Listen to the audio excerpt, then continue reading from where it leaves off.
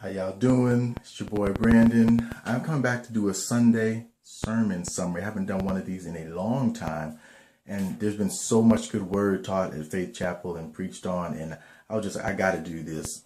I'm gonna keep up with it again too. I'm probably summarize a few from the last 6 to 8 months really, but this one that I'm going to summarize today is called the Dream Again series. And our church, the pastors, the staff wrote an entire book, a devotional book for this sermon series. It was incredible. We did it in February and it just really blessed me. Each page had like a quote from a person and then Bible scriptures, and each pastor's points on the different parts of dreaming again and different scriptures. And it had a time for us to write down our personal thoughts and our next step in making our dreams come to life. And it was all about our dreams, what God has for us, God-sized dreams, God's dream for our life. And it was incredibly crafted and it really made me dream again. And that was the whole point of it. So I wanted to share this with you and hopefully it will bless you. It's just a quick sermon summary. And I might summarize some of the other weeks, but this one really hit me. And the topic on this week, this was February 28th. It was dreaming in the face of fear. And that's something that I know I personally deal with. Once I've talked to others, I've realized I wasn't the only one.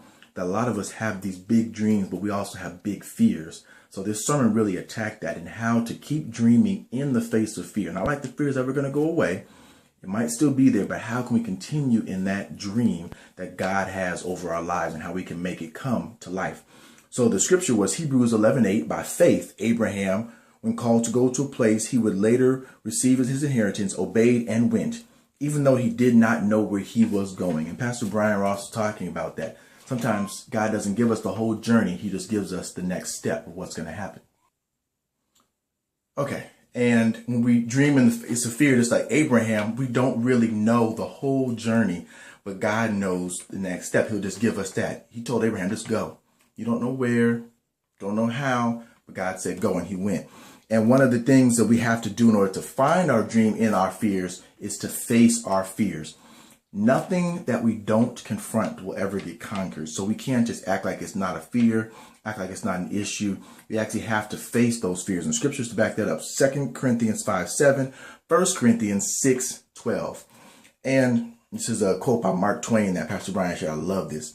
Courage is the resistance to fear, mastery of fear, not the absence of fear. So as I shared, we have dreams and we want God to take the fear or the obstacle or the mountain, whatever you want to call it, away. But God's like, no. Courage comes once you face that fear. The absence of fear, that's not going to really get you any stronger. But when you have that fear, but you still conquer something, you still pursue that dream, that God-given dream over your life, that's when true growth happens. That's when breakthroughs happen. And that's when dreams can be realized.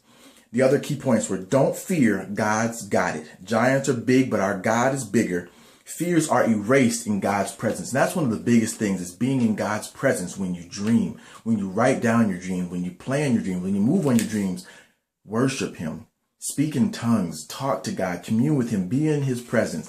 And even if you have a weakness, something you're falling short in, a struggle, that's something too. You might be thriving at work as a parent, but your marriage is struggling. There's going to be different areas where we're going to get like an A+ in, but at the moment we're getting a C- in the other area, or an F in it in life. But we can't just let that one area hold us down and say, I'm not going to move forward because I'm struggling in this area. I'm struggling in school, but I'm a great husband. You got to be able to say, look, I'm not going to be an expert in every single part of my dream at the same time, but I've got to move. I've got to move, because fears are erased in God's presence. So when we stay in his presence, we got to just keep going and say, God, I know you're with me. I know you're for me. And I keep going. And this is one too. Faith is not an option for the people of God. We have to please God. We have to have faith. 1 Timothy 1:7, Isaiah 41:10, Joshua 1:9. These are all talking about overcoming fear and having courage and having faith. And this is the question that Pastor Brian posed. I'm going to close with this. When I am afraid of blank, I will trust in you, O Lord. So think about what that one thing is that stops you from accomplishing your dream. When I am afraid of blank, I will trust in you, O Lord. Really fill in that blank and say, whatever you're afraid of, when that comes up, you'll trust the Lord. When that situation arises, you will trust him. It's easier said than done, but we're going to have to face these fears in order to get our dreams realized. I'm going to close with Ephesians 3:20. That's the now unto him who is able to do immeasurably more, exceedingly abundantly more than we could ever ask or think. Those are the dreams that we're scared to vocalize, but we know that's in our heart. If we can actually do those dreams, accomplish them, God can accomplish even 10 times more than that. So we think our dream is big. We think it's scary, but God can even do more than we can ever dream or imagine. Be blessed, be encouraged, and dream again.